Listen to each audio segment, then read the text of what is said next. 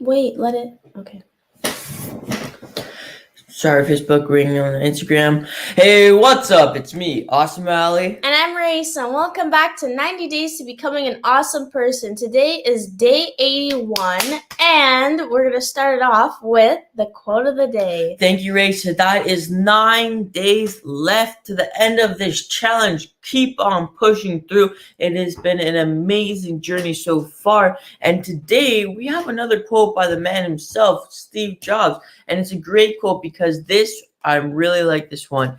It's very simple, but it has big meaning. If you really look closely, most overnight successes took a long time. Steve Jobs. If you really look closely, most overnight successes took a long time. Now, Raisa, just give us your quick thoughts on this quote for today. Okay, so my quick thoughts on this quote today is that he's right. I mean, it's the same thing with going viral. Sometimes people are like, oh, you went viral and that's why you became famous. But they forget to look at the amount of hours you actually put in before you hit such a big following, or before you had so many people on your live stream, or before you even made like a TikTok, for example, right? And they kind of forget that the time and effort that you put in is what made you viral. Because if you want to be viral, go viral, and stay in success, all of your preparation is needed, because you can go up to the top very fast, but if you don't have a foundation, you can fall very quickly. So. Yes.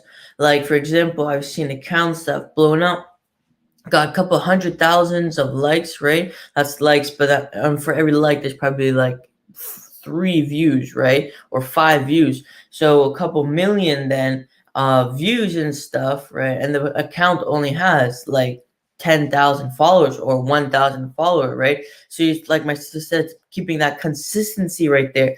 And if you also look at like athletes, a great example, right? You might just say, oh, he was a born basketball player, but no, the ones who really make it aren't the ones who are born basketball players. They're the ones who wake up every single morning, go outside on the driveway, shoot the basketball, and don't leave the court or don't leave the driveway until they've made like 4 shots in a row, right? From different parts of the court. So it's all about doing your hard work and preparation before and staying consistent with it, because as my sister said, once you break past that ceiling, that's when you get considered overnight success, right? That's when everybody thinks, oh no, you had it really easy. You didn't have any struggle. You just started your idea and then you got it. And that's something you got to do with, and you just got to know, and the people who you worked with know how long it actually took, and how long, this is what it really was. This is what we went through, and this is where we are now because of that, right?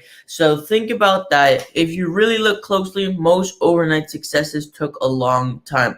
And this also goes, really quickly, this also goes for, like, if you see right now a lot of things like drop shipping, trading, forex or whatever, those are more considered like get rich quick right now.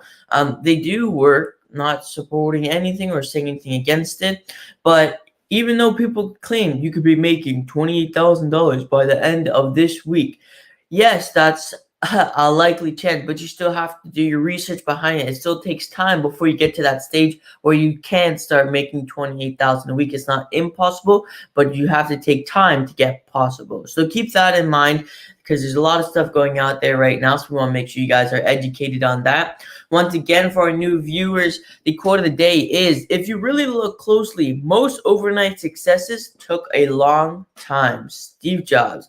All right, Ray, so what is the tip for today? Because I like this one. Okay, so the tip for today is actually a productivity trick.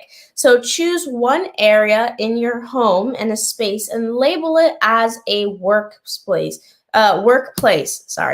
When you're in that space, do nothing else, only work. And that's the way you practice your discipline and your focus. So you're giving that space a predictable outcome. So if you have like a mini office or in the space of your home or a mini section, only dedicate it to that one thing so that your brain, every time you go to that specific space, it knows you have to that you have to work. That's why sometimes when you're in your bedroom and you're doing like office work, homework, schoolwork, sometimes it's kind of hard to either sleep or you sleep too much because you have two desirable outcomes, but they're two different things: sleep and then work, and they're right next to each other. And I think this is really good because when you have that kind of discipline and that focus, you're not only training your brain to, okay, now I need to work, but you're adjusting your environment to support what your brain wants to do. And when you find yourself in an environment that supports what your brain wants to do, that's how you increase your discipline. And then this is from Tips from Life's in Session by Robin HC. And Lizzie Try says, yes, the work is long and hard. That was from the quote. Claps, thank you. Whoop, whoop.